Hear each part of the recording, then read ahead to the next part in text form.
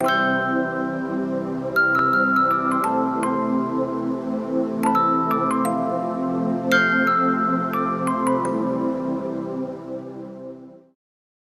के एंड तक मेरा माइंड ऐसा हो चुका था कि मुझे फिर उस टाइम लाइफ में 3-4 ही चीज़ें ही दिखती थी। 3 चीज़ें exactly, physics, chemistry, maths. Everywhere, सोते वक्त, जागते वक्त, हर टाइम, पढ़ते वक्त, खाना खाते वक्त मैं सिर्फ पढ़ने के बारे में सोचता था।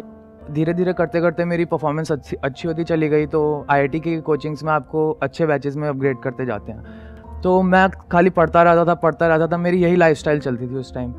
तो by the end of July जब मेरी रैंक बहुत ज़्यादा अच्छी हो गई मेरे बैच में, तो मैं टॉप 50 में आने लग गया। तो जो टॉप 50 में आता है, it is expected that student will do very good in IIT JEE। उस टाइम मेरे को काफ़ी ज़्यादा सर में दर्द होने लग गया, पीछे की साइड ऐसे झटके लगते थे ज़ोर ज़ोर से। मैंने मम्मी को बताया, तो मम्मी को लगा कि इतना ज़्यादा पढ़ता ही है, इसको एक बार साइकेट्रिस्ट को दिखाते हैं। साइकेट्रिस्ट पे गया, न्यूरोलॉजिस्ट थे वो। तो न्यूरोलॉजिस्ट ने मुझसे 4-5 ऐसे ही फिजिक्स के सवाल पूछे जाके, जस्ट मेरे से टेस्ट वेस्ट लिया। तो मैं भी अपने कॉन्फिडेंस में वहाँ जवाब दे आया। उन्होंने फिर कहा कि इस बच्चे का ब्लड टेस्ट कराओ। फिर जब नेफ्रोलॉजिस्ट ने जब पूरी सिचुएशन बता दी, मुझे कुछ भी नहीं बताया गया क्या हुआ है। मुझे सीधे एक रूम में ले जाया गया, मेरे एक नेक में सर्जरी की गई, ठीक है, और यहाँ 2 पाइप्स डाल दी गई। वहाँ जब मैं नेफ्रोलॉजिस्ट के आगे गया कि ma'am what is the situation, क्या प्रॉब्लम है, तो उन्होंने कहा कि बेटा आपकी दोनों किडनीज़ 90% फेल हो चुकी हैं।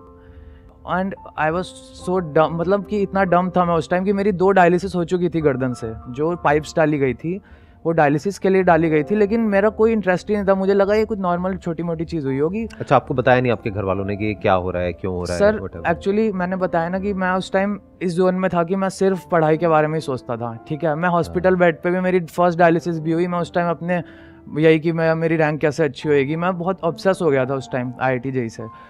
तो उसके बाद उन्होंने कहा कि you urgently need an organ transplant and उसके बिना it's you are very young, ठीक है। बड़े लोग तो डायलिसिस पर स्टिल 4-5 साल 10 साल सर्वाइव कर जाते हैं। You are very young to live on dialysis. तो वो मेरी फैमिली के लिए तो पूरी ज़मीन खिसक गई। कहाँ मैं IIT जाने के सपने देख रहा हूँ और यहाँ पे एकदम से मेरे को डायलिसिस पे डाल दिया गया। तो उसके बाद सर ऐसी हॉस्पिटल शिफ्ट करते करते मैं one of the best surgeons India के जो है, मैं उनके अंडर गया, ठीक है। तो उन्होंने मेरा बड़ा हौसला बढ़ाया। उन्होंने सीधे कहा कि बेटा तू कर, तैयारी कर, within 1 month we will find a donor for you and you will give your exams next year, ठीक है, no problem. And probably I would say luckiest person of India जैसे नेशन में, जहाँ 1 लाख लोगों की किडनी फेल है तो 8,000 लोगों को ट्रांसप्लांट मिलता है। इतना कम रेशियो है। काफ़ी लोगों के मन में फियर्स हैं देने से, और किसी को फाइनेंशियल प्रॉब्लम है, लेकिन मेरी फैमिली वाली उस टाइम ऐसे थे सर, कम से कम 10 लोग मुझे डोनेट करने को तैयार थे उस टाइम। 10 लोग, दैट्स इतना सेल्फलेस लव है मेरी फैमिली में। मम्मी पापा मौसी सब लोग आ गए वहाँ पे कि मेरी किडनी ले लो। एंड फॉर्चुनेटली मेरी मदर से मेरा एकदम परफेक्ट मैच था, ठीक है। And with in 1 month of diagnosis मेरी ट्रांसप्लांट सर्जरी फिक्स हो गई। सब कुछ बहुत अच्छे से हुआ, ठीक है। एंड प्रोबेबली 3 to 6 मंथ्स का वो मिलता है,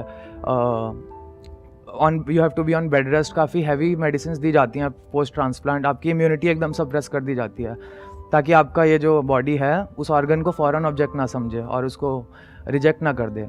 तो ऐसी सिचुएशन में एग्ज़ाम देना पॉसिबल था ही नहीं, ठीक है। लेकिन फिर जैसे मैं अपने पेरेंट्स को देखता था तो वो काफ़ी इमोशनल हो जाते थे कि ये हमारा बच्चा इतना ब्राइट था और एकदम से आज ये हालत हो गई है उसकी। तो मैंने ऐसे ही डिसाइड किया कि I will go for board exams. मैं IIT का एग्ज़ाम नहीं दूंगा। लेकिन मेरे फादर ने IIT का भी फॉर्म डाल दिया उसी में, कि कहीं इसको बुरा ना लगे कि बाकी बच्चे देने जा रहे हैं और ये नहीं देने जा रहा।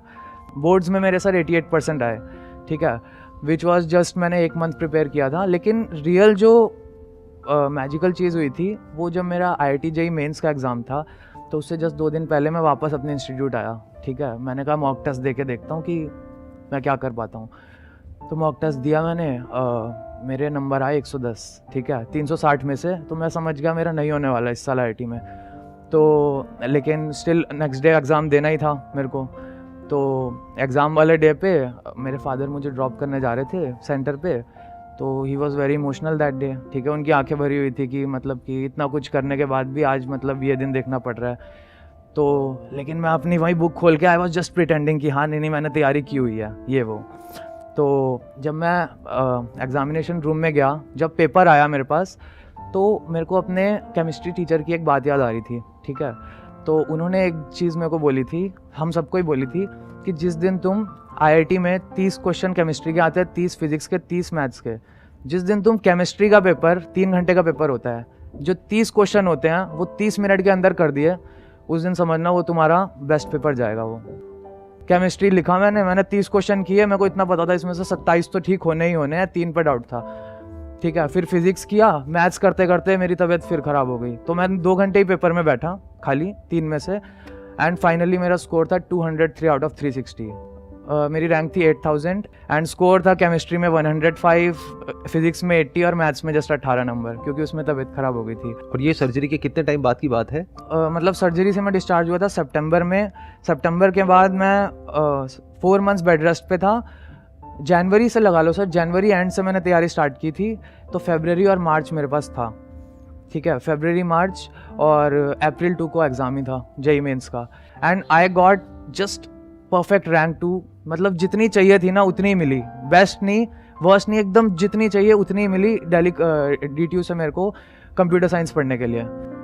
इस टाइम पे सर मैंने आपकी वीडियोस देखनी स्टार्ट की थी, ठीक है। मेरे एक भैया ने आपकी वो वाली एक वीडियो है ना कि लाइफ मतलब बॉल आती रहती है और कोई विकेट नहीं है, तो वहाँ से मैंने आपकी वीडियोस, और उस टाइम सर साइकोलॉजिकली मैं काफ़ी वैसा हो गया था कि मैं स्कूल भी जाता था तो और भाई IIT की तैयारी कर रहा था, क्या हो गया तेरे साथ, तो काफ़ी बुली करते थे स्कूल में भी बच्चे, ठीक है। ब्लड प्रेशर वैसे ही हाई रहता था, और ये सब सुन के मतलब उस टाइम इतनी अवेयरनेस नहीं थी कि कैसे हैंडल की जाए ये सारी चीज़ें। सर आपकी वीडियोस मैंने देखनी स्टार्ट करी, ठीक है। आपकी वीडियोस देखते देखते जब मैं कॉलेज भी गया, ठीक है, मैं कॉलेज जाना स्टार्ट किया, तो कॉलेज में किसी को ये प्रॉब्लम पता नहीं थी, लाइक मैं छुप छुप के अपनी दवाइयाँ वगैरह खा लेता था और डाइट वाइट एकदम घर से लंच लेके जाता था। लेकिन बहुत सर एक डिफरेंस फील होता था नॉर्मल बच्चों से, ठीक है, कि जैसे वो लोग हैंग आउट कर रहे हैं या कुछ भी कर रहे हैं, तो और कोई जैसे मैं फुटबॉल भी खेलने आता था, तो यहाँ पे जहाँ किडनी लगी हुई थी वहाँ एक पैड लगा के जाता था, तो लोग हज़ारों क्वेश्चन पूछते थे। फिर लेकिन आपकी वीडियोस देखते देखते सर मेरा 1 साल में ना माइंडसेट ऐसा हो गया था कि ये मतलब रैट रेस वाला जो माइंडसेट होता है ना कि यार थोड़ा डिफरेंट करना है कुछ, ठीक है। मैंने सोचा मैं म्यूज़िक सीखूंगा अब, ठीक है। मेरा पियानो बजाने में सर बहुत इंटरेस्ट था, मैं खोजते खोजते एक म्यूज़िक टीचर ढूंढ लिया मैंने जो मुझे सस्ते में पियानो सिखा दे। मेरे पेरेंट्स इसके लिए मान गए, ठीक है, इसमें कोई प्रॉब्लम नहीं है। पियानो सीखते सीखते मैं इतना अच्छा हो चुका था पियानो में कि मेरे सर ने जो बोला था कि जो बेटा तू 5 महीने में सीखा है, इतना लोग 5 साल में सीखते हैं। करंटली अभी आप क्या कर रहे हैं? सर फिर उसके बाद कॉलेज में I got job as a data scientist, ठीक है। जब हमारी प्लेसमेंट्स हो रही थी लाइफ में, जब सब कुछ सेटल हो गया, जब जो मतलब लोग चाहते हैं कि हाँ ये सब चीज़ें होनी चाहिए, जब everything was going fine in 2021 by me for me, कि मैं अर्न भी कर रहा हूँ, ठीक है, मेरे पास एक बहुत अच्छा पैशन भी है और मैं स्पिरिचुअलिटी में भी एंग्रोस था बहुत अच्छे से। लेकिन बाय द एंड ऑफ अगस्त, ठीक है, मैं फिर से हॉस्पिटलाइज हो गया स्ट्रेंजली, ठीक है। मेरा बॉडी में बीमारियां अपने आप बने जा रही थी जिसको डॉक्टर्स के पास कोई जवाब नहीं था। अब जैसे इस हफ्ते एक बीमारी डायग्नोज हो रही है, एक हफ्ते बाद और कुछ निकल के आ रहा है। फिर और वो माइनर प्रॉब्लम्स थी या बड़ी प्रॉब्लम? मेजर, सब मेजर थी सर, मेजर थी, ठीक है। फिर उन्होंने मेरी एक किडनी की ट्रांसप्लांटेड किडनी की बायोप्सी की, ठीक है, एंड कहा कि ये किडनी 10 साल और चलेगी ज़्यादा से ज़्यादा। December 6 की बात बता रहा हूँ। 5 डेज बाद मुझे बोला गया कि ये किडनी 5 साल और चलेगी, ठीक है। फिर 15 दिसंबर को मुझे डिस्चार्ज किया गया, ठीक है, एंड वी वर श्योर कि ठीक है 5 साल में अभी और ठीक से रहूँगा, ठीक है। लेकिन 15 दिसंबर की रात को मेरी ऑक्सीजन फिर 80 के नीचे चली गई थी। हम लोग हॉस्पिटलाइज हुए फिर से, ठीक है, एंड उन्होंने मुझे फिर से डायलिसिस पे डाल दिया, ठीक है। कि जो 5 साल का टाइमलाइन जो डॉक्टर टाइमलाइंस दे रहे थे, उनके लिए भी बहुत स्ट्रेंज सिचुएशन थी कि ये क्या हो रहा है इस बच्चे के साथ। डायलिसिस पे डाला गया। फिर सर डायलिसिस की सर सिचुएशन बहुत पेनफुल होती है, मतलब ये मैं वर्ड्स में एक्सप्रेस नहीं कर सकता कि अभी भी कि जो मेरे अभी मेरी हाथ से होती है डायलिसिस, यहाँ पे जो 2 नीडल्स डालते हैं, ठीक है, उससे फिर 4 घंटे आपका पूरा ब्लड साफ करते हैं। जो आपकी किडनीज कर सकती हैं उसका 10% डायलिसिस करता है खाली। मेरे फादर नेक्स्ट डोनर हैं, ठीक है, आप उनकी आंखों में देख के कभी नहीं बता सकते, ठीक है, कि ये बंदा है किडनी ट्रांसप्लांट के लिए प्रिपेयर कर रहा है। सुबह अपने ऑफिस का काम करेंगे, ठीक है, 4-5 उन डोनर्स के ज़्यादा टेस्ट होते हैं सर, मतलब कंपेयर टू रेसिपेंट्स। इतना ब्लड देते हैं वो, जाके मेरे को अप डाउन करेंगे, मेरे को डायलिसिस पे ले जाएंगे, लेकिन he never complains about that, ठीक है, एज इफ़ कि वो उन्हीं की चीज़ है, समझ रहे हो कि इतनी ज़्यादा इंक्लूजन है सर, इतनी ज़्यादा इंक्लूजन है। मेरी सिस्टर है, ठीक है, अभी शीज़ वो सारा मतलब एम्स के प्रोसीजर सर इतने मुश्किल होते हैं, इतने ज़्यादा मुश्किल, और मेरे अंदर इतनी जान नहीं है सर अभी कि मैं ये सब चीज़ें कर पाऊँ। लेकिन एज इफ़ कि लाइक ग्रेस ने पूरा सब कुछ सर क्रिएट किया हुआ है प्लान कि हाँ ये चीज़ें ऐसे ऐसे होती जाएंगी और चीज़ें सर उसी हिसाब से लाइन पे आ जा रही हैं। सर एक मिथ मैं बस्ट करना चाहूँगा इस वीडियो के थ्रू कि लोग इस चीज़ से डरते हैं कि वो अपना एक अंग दे देंगे तो हाँ वो कैसे सर्वाइव करेंगे। My mother is doing absolutely fine, है ना, and my father will also do absolutely fine, ठीक है, कोई प्रॉब्लम नहीं आती एक ऑर्गन डोनेट करने के बाद।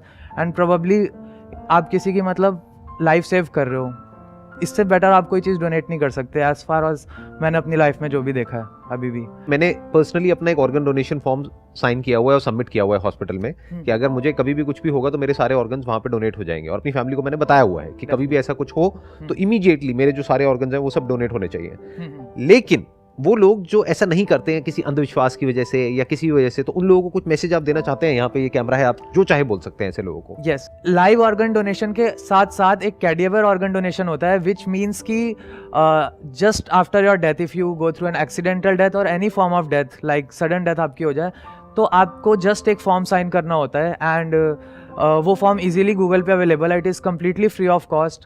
एंड आपके दोनों ऑर्गन्स आप जो भी डोनेट करना चाहो उस फॉर्म में आप लिख सकते हो। And whenever the time comes, like whenever that situation arises, ठीक है, the team will come and वो ऑर्गन्स आपसे ले लिए जाएंगे and they will be donated immediately to someone who is needy. देखा जाए तो वो इंसान जिसकी डेथ हो गई है वो ऑर्गन उसके खुद के काम का नहीं है, लेकिन उसकी वजह से अगर कोई और किसी को जिंदगी मिल पाती है, डेफिनेटली, यानी कि अगर आपको इजीली अगर ऑर्गन अवेलेबल हो जाता तो आपके फादर को, आपकी मदर को ऑर्गन देना ही नहीं पड़ता अपना। Definitely. Thank you so much for coming here. Thank you so much sir. Most welcome.